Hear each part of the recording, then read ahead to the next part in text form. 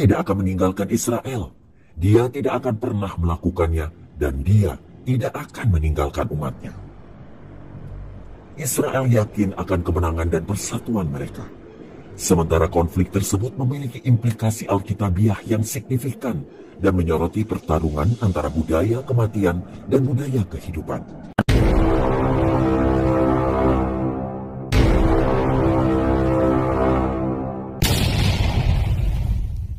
Dan video berikut. Jangan lupa like, share, subscribe.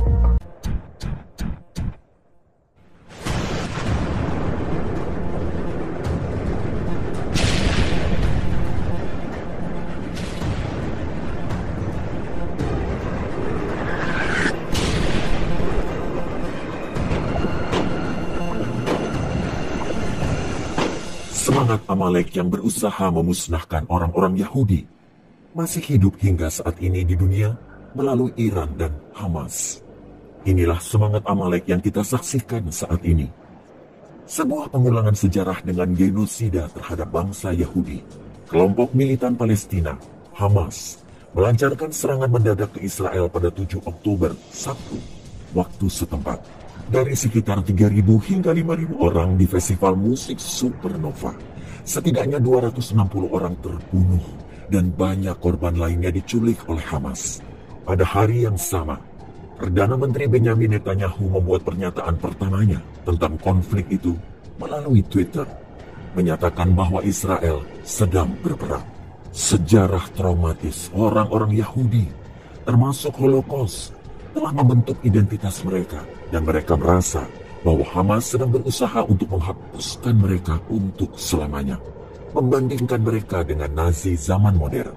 Pertempuran antara Israel dan Hamas adalah pertarungan antara hidup dan mati, antara kebaikan dan kejahatan tanpa wilayah abu-abu. Lebih dari 1.000 warga Israel, termasuk wanita lanjut usia, anak-anak, dan bayi, telah dibantai oleh teroris Hamas.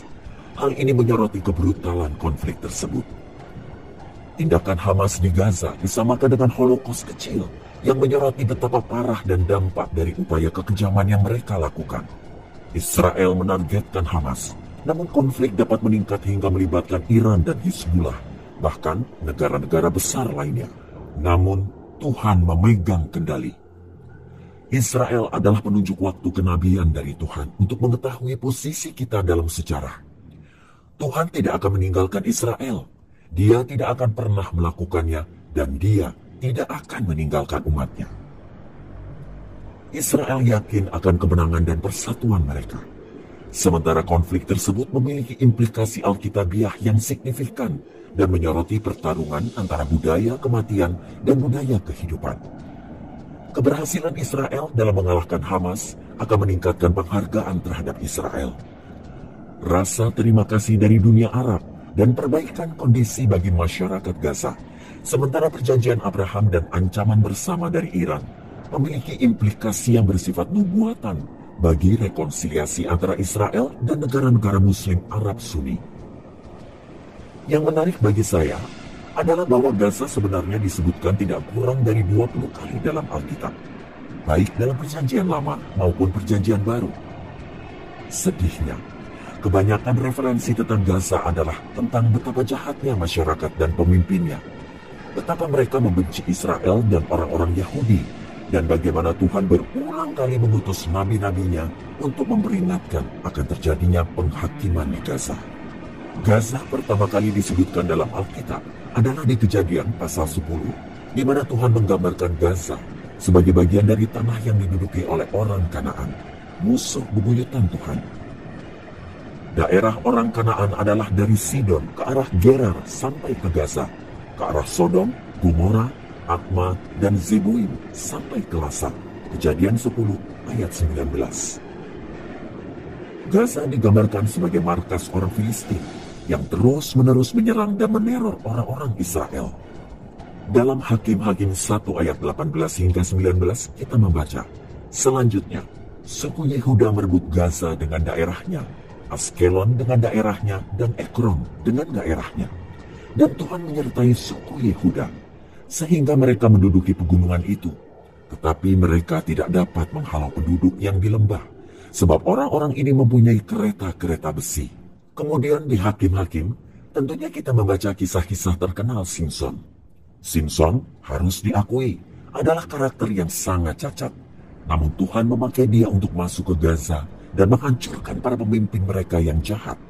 Meskipun Simson harus kehilangan nyawanya sendiri. Dalam Yeremia 47, kita melihat salah satu Firaun Mesir menaklukkan Gaza. Memulai hubungan yang sangat panjang dan rumit antara Mesir dan Gaza yang masih rumit hingga saat ini. Nabi Ibrani Amos diperintahkan oleh Tuhan untuk menulis tentang kejahatan Gaza dan penghakiman ilahi yang akan menimpanya. Beginilah firman Tuhan. Karena 3 perbuatan jahat Gaza, bahkan 4, aku tidak akan menarik kembali keputusanku. Oleh karena mereka telah mengangkut ke dalam pembuangan suatu bangsa seluruhnya untuk diserahkan kepada Edom. Aku akan melepas api ke dalam tembok Gaza, sehingga purinya dimakan habis. Amos 1 ayat 6 hingga 7. Tuhan juga mengatakan kepada Nabi Ibrani Zefanya dan Zakaria untuk memperingatkan akan datangnya penghakiman atas Gaza dan kota-kota Filistin di dekatnya. Sebab Gaza akan ditinggalkan orang dan Askelon akan menjadi sunyi. Asdod akan dihalau penduduknya pada rembang tengah hari, dan Ekron akan dibongkar bangkirkan. Zefanya 2 ayat 4. Askelon akan melihatnya, lalu takut, juga Gaza, lalu gemetar sangat. Ekron pun, sebab harapannya sudah kandas. Dari Gaza akan binasa, dan Askelon tidak akan didiami lagi. Zakaria 9 ayat 5. Meskipun demikian, Alkitab memiliki setidaknya satu referensi positif tentang Gaza. Dalam Perjanjian Baru, dalam kitab Kisah Para Rasul. Setelah para rasul dengan sungguh-sungguh bersaksi dan menyampaikan firman Tuhan di seluruh Israel, kembalilah mereka ke Yerusalem, dan dalam perjalanannya itu mereka memberitakan Injil dalam banyak desa di Samaria, yaitu di tempat yang sekarang dikenal sebagai desa-desa di tepi barat atau West Bank. Kemudian berkatalah seorang malaikat Tuhan kepada Filipus, katanya, bangunlah dan berangkatlah ke sebelah selatan, menurut jalan yang turun dari Yerusalem ke Gaza. Jalan itu jalan yang sunyi. Kisah Para Rasul 8 ayat 26.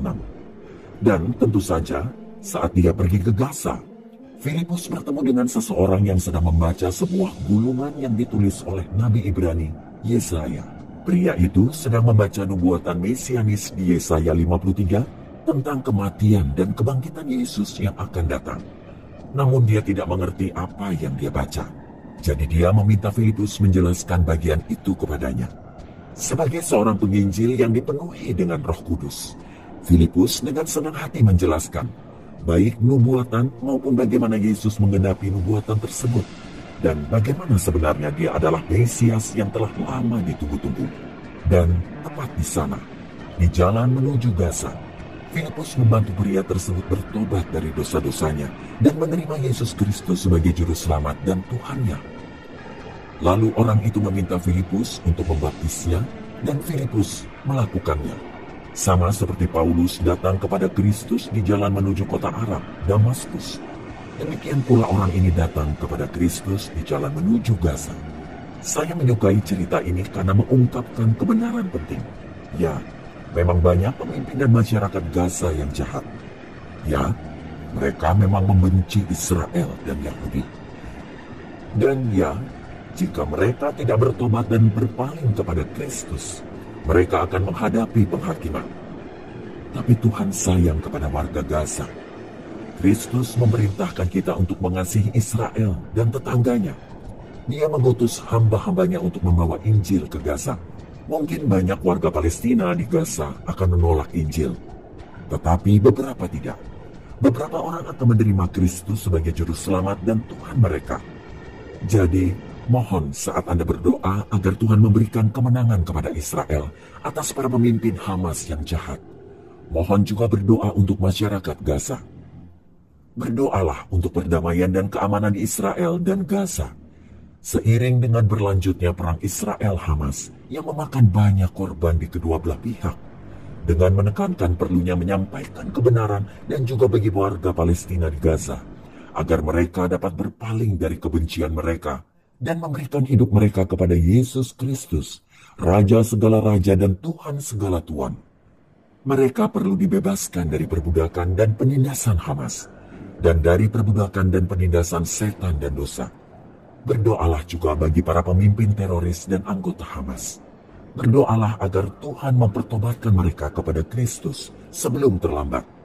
Tugas kita adalah berdoa tanpa henti, bukan hanya untuk keselamatan, kesembuhan, dan berkat bagi warga Israel, tetapi juga agar Tuhan melakukan mujizat dalam kehidupan warga Palestina di Gaza, termasuk para pemimpin dan kaki tangan mereka, tentara Hamas.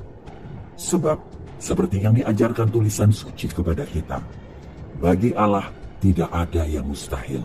Lukas 1 ayat 37. Ada bagian Alkitab tertentu yang perlu Anda pelajari dengan cermat, karena hal ini mengungkapkan kepada Anda apa yang mendorong kebencian setan di hati Hamas, dan penghakiman akan dijatuhkan terhadap setiap anggota Hamas dan setiap pendukung Hamas yang menolak untuk bertobat dan memberikan hidupnya kepada Yesus Kristus. Ayat yang saya maksud adalah Mazmur 83.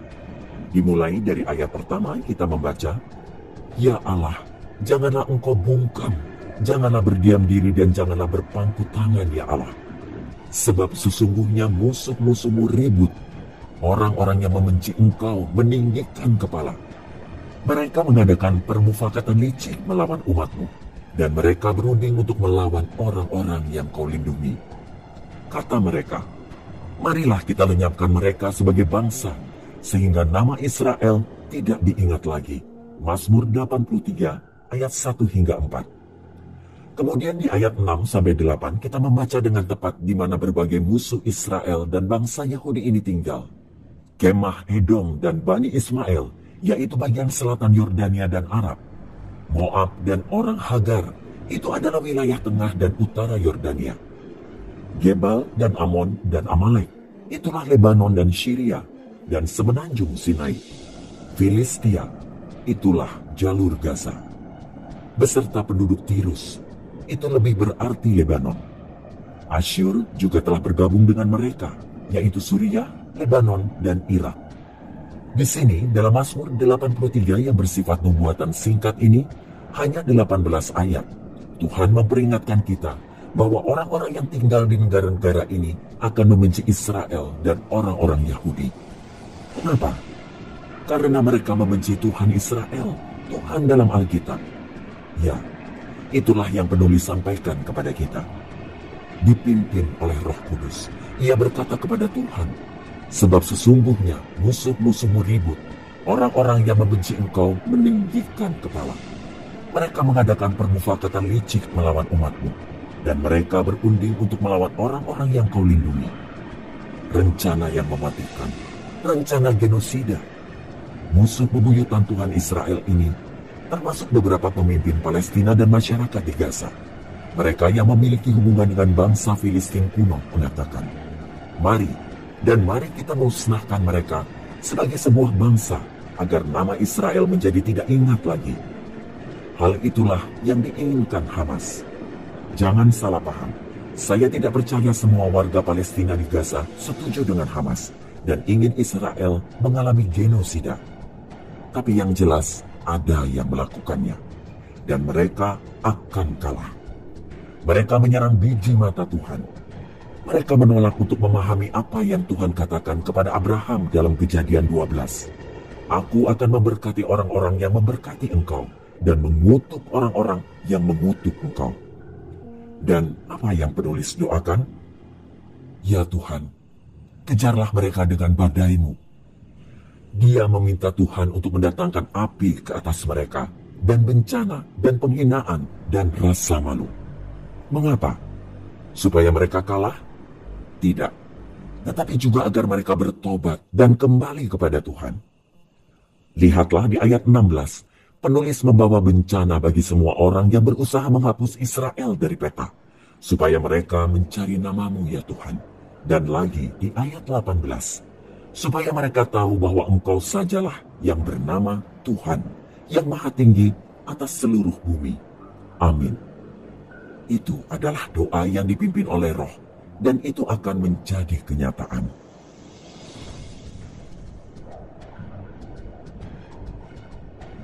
Dialah Tuhan, Raja segala raja. Dialah Yesus, dialah Yesus, dialah Yesus. Sorak-sorai buat Yesus, Tuhan Allah kita yang esa, Tuhan yang dahsyat ajaib. Haleluya. Ini KKR, buat meriah. Haleluya. Sorak-sorai buat Tuhan. Yang di sana, yang di bawah pohon-pohon. Yang di bawah pohon-pohon. Haleluya. Haleluya. Merapat. Haleluya. Haleluya. Ini sukacita. Haleluya. Lihat ibu itu, benar ibu, bagi Yesus. Haleluya. Bukan menari, Bukan menari, tidak menari. Bukan menari, bukan menari, bukan menari, tidak menari. Kalau Allah ada di dalamku, bukan menari, tidak menari. Kalau Allah ada di dalamku, bukan menari, tidak menari. Bukan menari, bukan menari, bukan menari, tidak menari. Bukan menari, bukan menari. Ya, ibu tambah semangat dia, ibu itu. Haleluya. Bila roh Allah ada di dalamku, bukan menari. Bila roh Allah ada di dalamku, bukan menari. Bukan tertawa, bukan tertawa, bukan tertawa. Bukan tertawa, bukan tertawa, bukan tertawa.